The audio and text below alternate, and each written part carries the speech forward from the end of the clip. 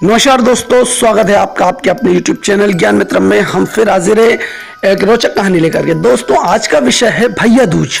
जी हाँ दोस्तों, आज भाई दूज है और भाई दूज को लेकर के जो पौराणिक कथाएं या कहानियां हैं, मैं आपको कहानियां सुनाने वाला हूं।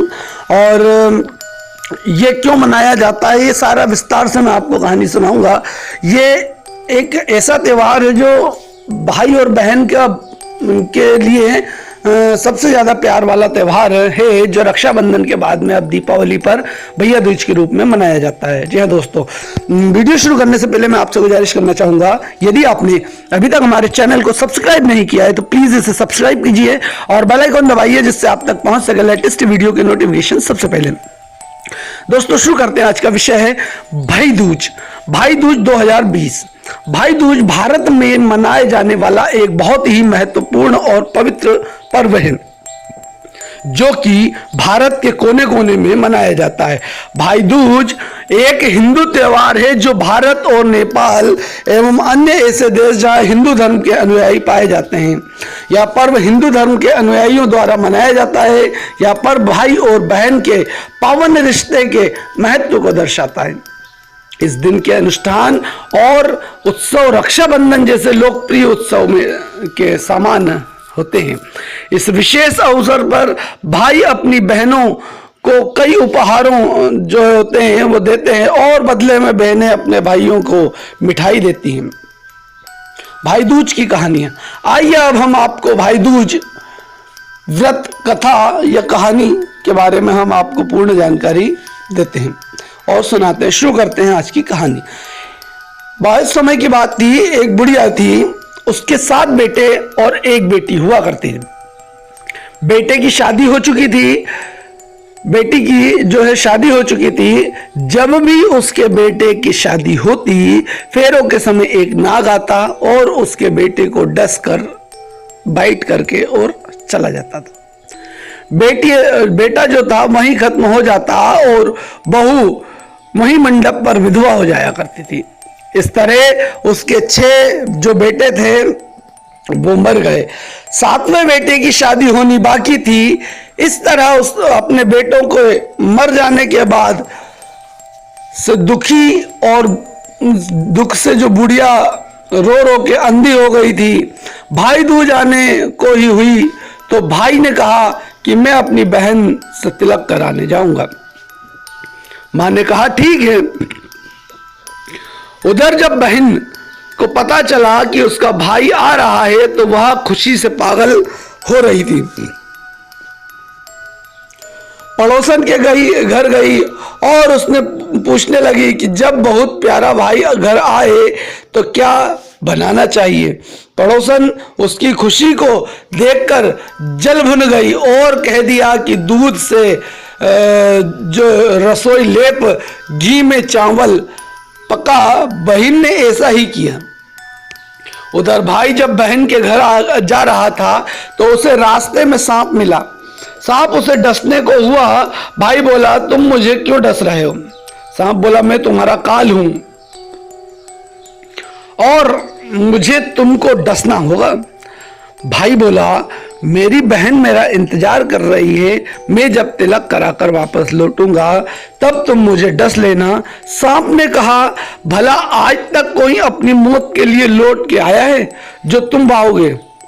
भाई ने कहा, अगर तुझे यकीन नहीं है तो तू मेरे झोले में बैठ जा। जब मैं अपनी बहन को तिलक कर लूं, जब मैं अपनी बहन का जो है तिलक करवा लूं तब तुम मुझे डस लेना। सांप ने कहा, भला आज तक कोई भी अपनी मौत के लिए कैसे अपने साथ मौत को लेकर के जा सकता है? सांप ने ऐसा ही किया। फिर भी सोचा कि ठीक है, ये जब कह रहा है तो इसके झोले में चलते हैं। भाई बहन के घर पहुंच गया था। दोनों बड़े खुश हुए। भाई बोला, बहन जल्दी से खाना दे दे, बड़ी भूख लगी है।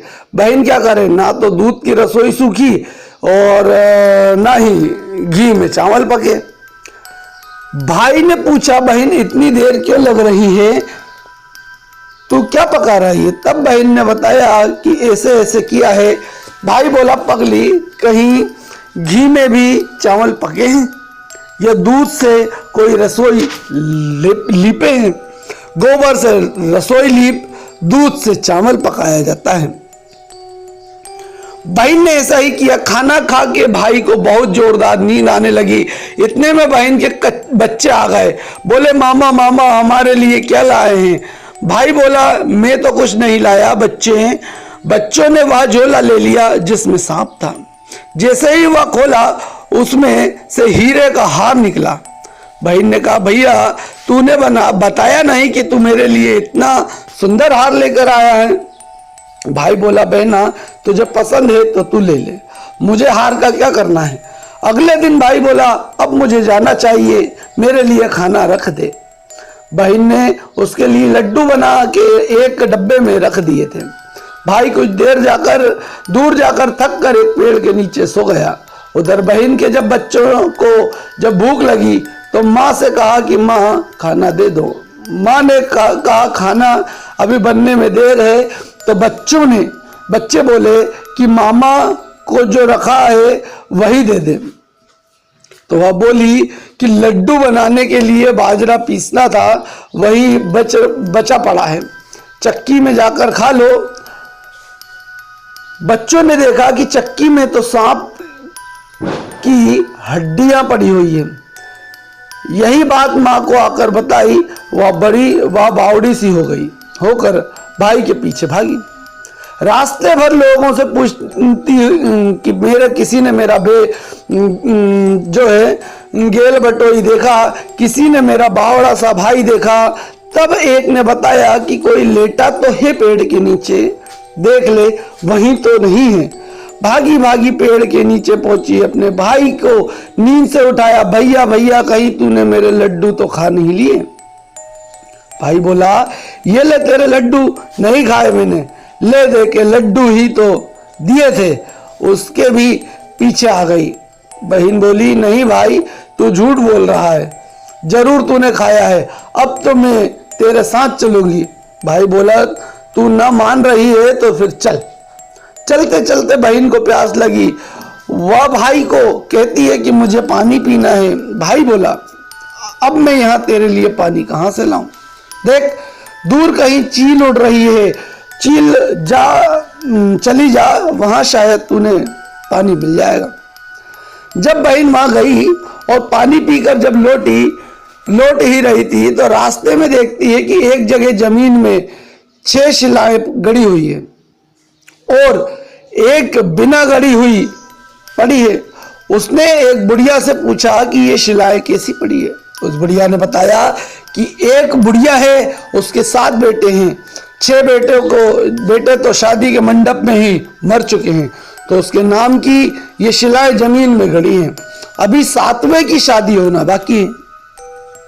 जब उसकी शादी होगी तो वह भी मंडप में ही मर जाएगा, तब यह 7वीं शिला भी जमीन में गड़ जाएगी। यह सुनकर बहन समझ गई कि ये शिलाएं किसी और की नहीं बल्कि उसके भाइयों की ही है।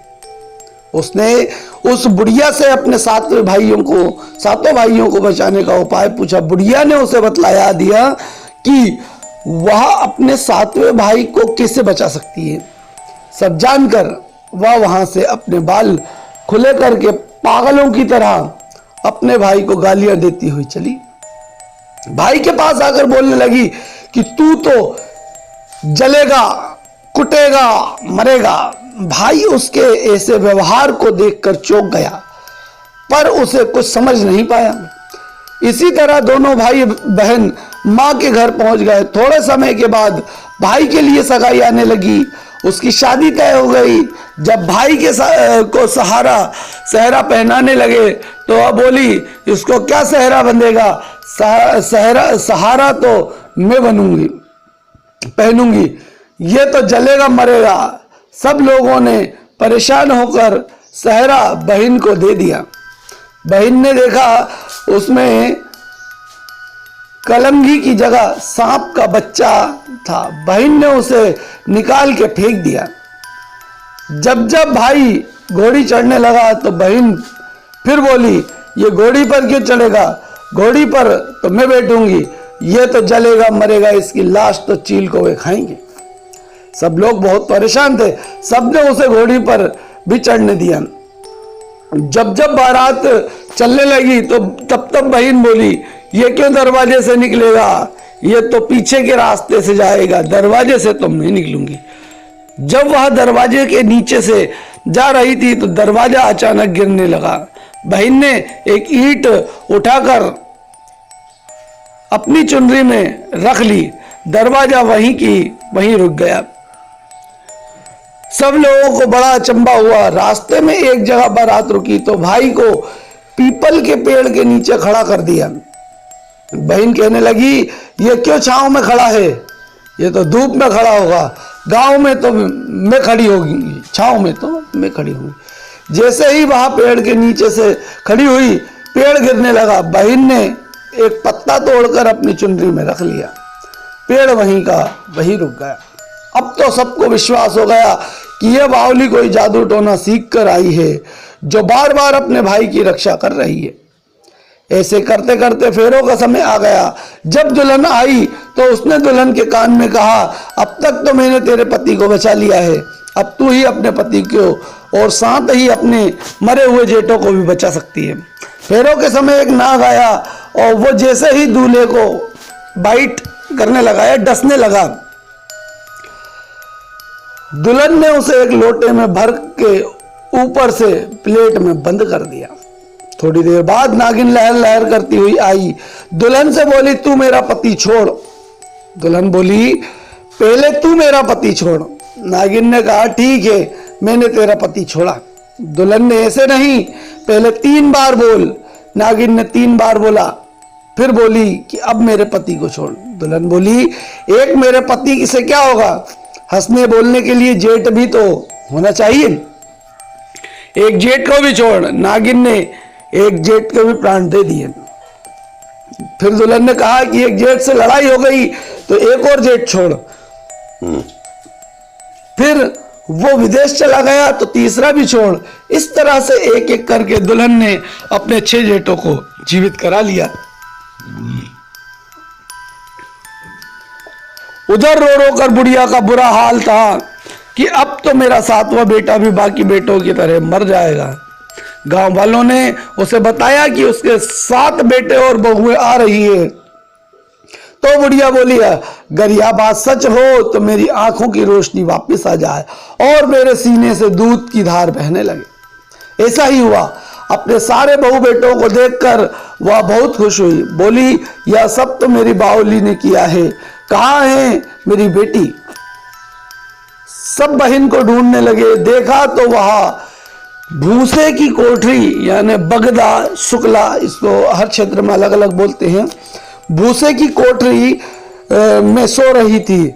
जब उसे पता चला कि उसका भाई सही सलामत है तो वह अपने घर को चली। उसके पीछे पीछे सारी लक्ष्मी भी जाने लगी। बुढ़िया ने देखा, बेटी पीछे मुड़ के तो देख, तो सारी लक्ष्मी ले जाएगी, तो तेरे भाई भाभी क्या खाएंगे।